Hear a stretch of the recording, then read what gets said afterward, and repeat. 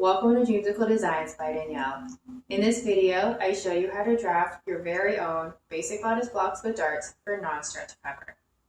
This includes a front bodice block with a waist dart, as well as a back bodice block with a waist dart. Since these bodice blocks are for non-stretch fabric, there isn't a one-size-fits-all solution. However, these serve as a good starting point from which you can make alterations to achieve that perfect fit for your body. And I show you how to solve common fitting issues in my next video. It's important to have your own basic bodice blocks because from that, you can make anything that you can dream of. For example, this top that I'm wearing, I designed from my basic bodice blocks. Let's get started. These are the tools that you'll need for the pattern making process: a pencil with an eraser, a hip curve ruler, a French curve ruler, a tape measure, mine has both inches and centimeters on it, paper scissors, a long rectangular ruler, mine is 24 inches by 6 inches, and a large sheet of paper. I'm using poster board that is 22 by 28 inches. To prepare your paper, divide the width in half and draw a straight line through that. We will draft the front bodice block below that line and the back bodice block above that line. Before you can draft the patterns, you need to take your measurements first. Take a ribbon or a string, tie that around your upper chest, your waist, and your hip. Next, take a colored tape and place it at your center front, your high point shoulder, your shoulder point, and your center back. Draw a vertical line 1 inch from the bottom of your piece of paper, and that's going to represent the location of your hip line as well as the future hem. Use a tape measure to determine the circumference of your hip. Take that number, divide it by 4, and add 0.25 inches for ease of movement. Mark that number on both sides of that center line you drew earlier. Your front bodice block is below the center line, and your back bodice block is above that center line.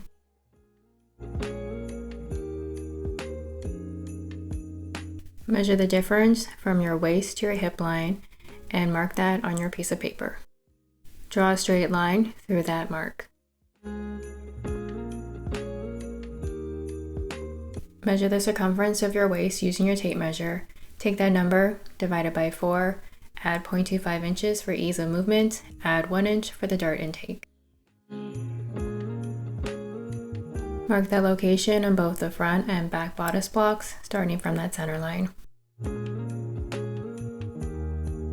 Measure the distance between your waist and your chest. Mark that location on your paper using the waistline as the starting point. Draw a vertical line through that mark. Determine the circumference of your chest using your tape measure. Take that number, divide it by 4, and add 0.25 inches for ease of movement. Mark that location on both the front and back bodice blocks, starting from that center line.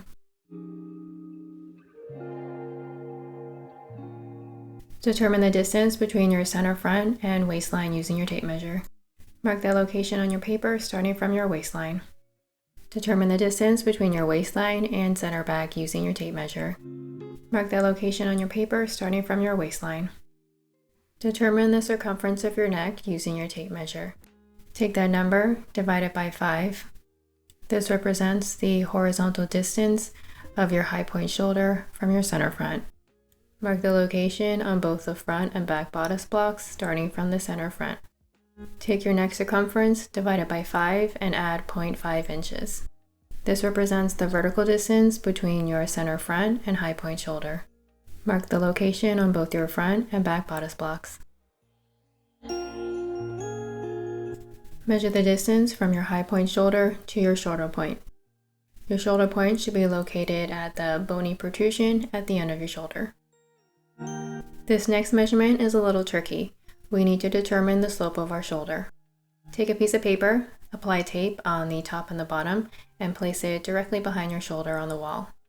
Using a pencil, you're going to carefully trace the slope of your shoulder, starting from that high point shoulder to the shoulder point. Once you're done tracing, remove the piece of paper from the wall. Your tracing should look something like this. Take your shoulder slope tracing, draw a straight line through it. Mark the location of the high point shoulder at the base of the neck. Using the distance between the high point shoulder and shoulder point that you measured earlier, mark the location of the shoulder point along that line. Draw a vertical line through the high point shoulder.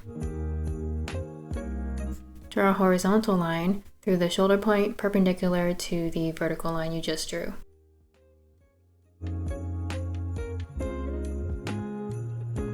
Measure the length of that vertical line, and that represents your shoulder height.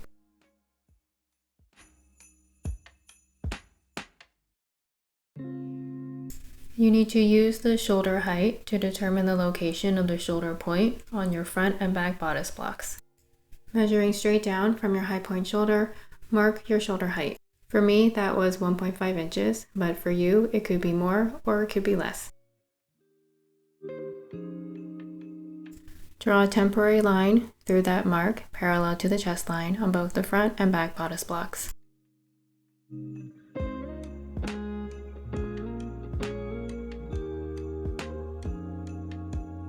Use your tape measure to determine the point of intersection with that temporary line you just drew, starting from your high point shoulder. Once you found that point of intersection, mark that on your bodice blocks, and that represents your shoulder point.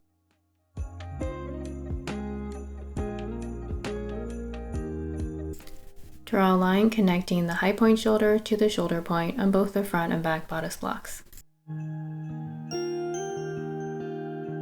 Draw a curve to connect the high point shoulder to your center front on the front bodice block, and draw a curve connecting the high point shoulder to the center back on the back bodice block. Make sure that the curve flattens out at both the center front and center back so that it can smoothly connect to its other half.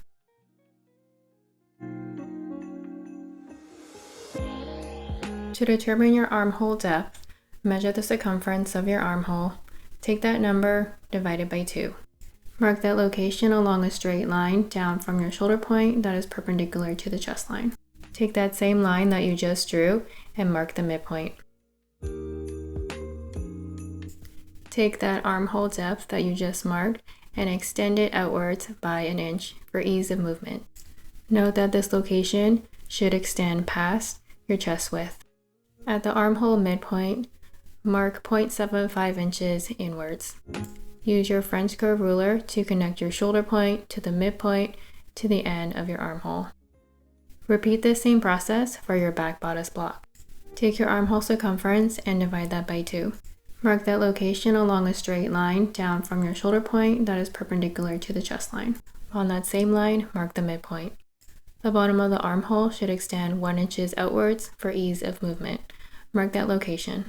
As with the front bodice block, the bottom of the armhole should extend past the chest width. At the armhole midpoint, mark that 0.375 inches inwards. The arm side for the back bodice block does not curve as much as the arm side for the front bodice block. Use a French curve ruler to connect the shoulder point to the midpoint to the end of the armhole.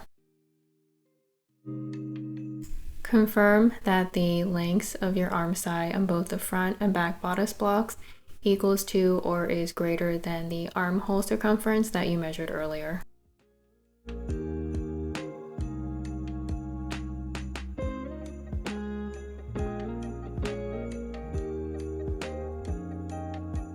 If you need to extend any of the arm side curves, you can use a tape measure to approximate and trace out what that new arm side curve should look like.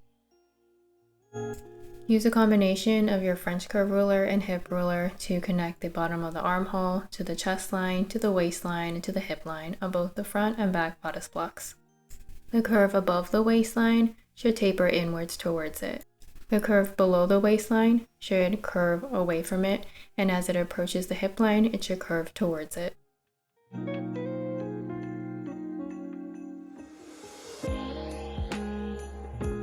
Drew the waist to hip curve on both the front and back bodice blocks, making sure that they're the same length. If they're not the same length, you want to extend the shorter curve to match the longer one. You could do this by lowering the hip line at the outer seam and then reconnecting it with the center line, or you might be able to redraw the curve so that it's longer. Drew the armhole to waist curve on both the front and back bodice blocks to make sure that they're the same length.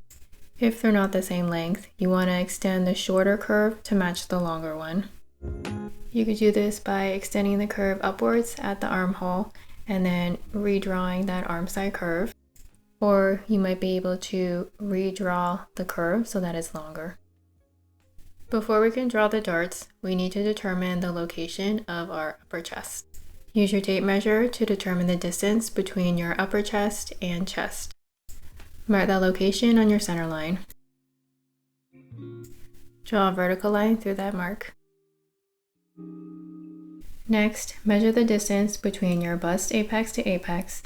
Take that number, divide it by 2, and mark that location along the chest line on either side of the center line on both your front and back bodice blocks.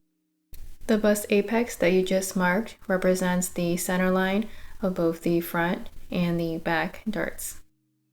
Use a ruler to draw the front dart center line, starting 1 inch below the chest line and stopping 2 inches above the hip line. The front dart intake is 1 inch. Mark 0.5 inches on either side of the dart on the waistline. Draw the legs of the dart by connecting the dart intake points with the top and bottom of the dart center line.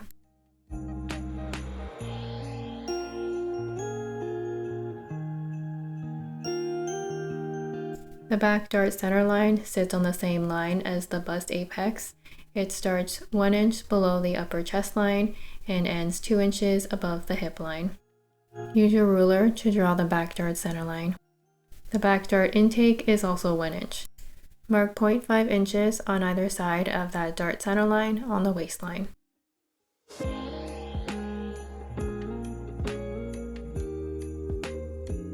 Draw the legs of the dart by connecting the dart intake points with the top and bottom of the dart center line.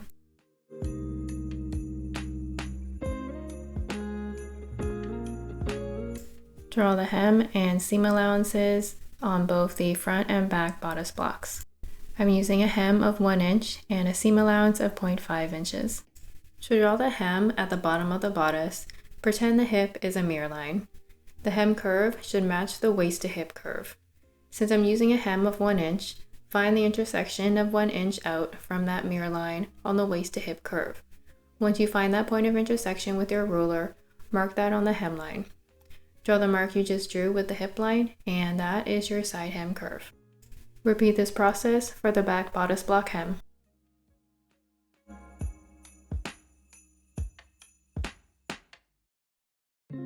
Draw the seam allowances using a combination of your hip curve ruler, French curve ruler, and rectangular ruler.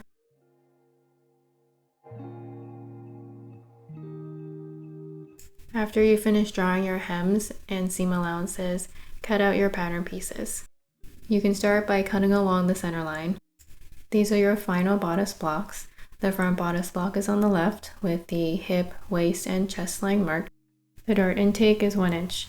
The dart starts 1 inch below the chest and ends 2 inches above the hip. This is the final back bodice block. It also has the hip, waist, and chest lines marked. The dart intake is also 1 inch. The dart starts 1 inch below the upper chest and ends 2 inches above the hip. As mentioned in the intro, there isn't a one-size-fits-all solution. These basic bodice blocks give you a good starting point from which you can make alterations to achieve that perfect fit for your body, and I'll show you how to solve common fitting issues in my next video. I'll show you how to adjust the shoulders, neckline, chest, waist, hip, darts, armhole, and side curve. I hope you found this video helpful. See you in the next one. Happy drafting!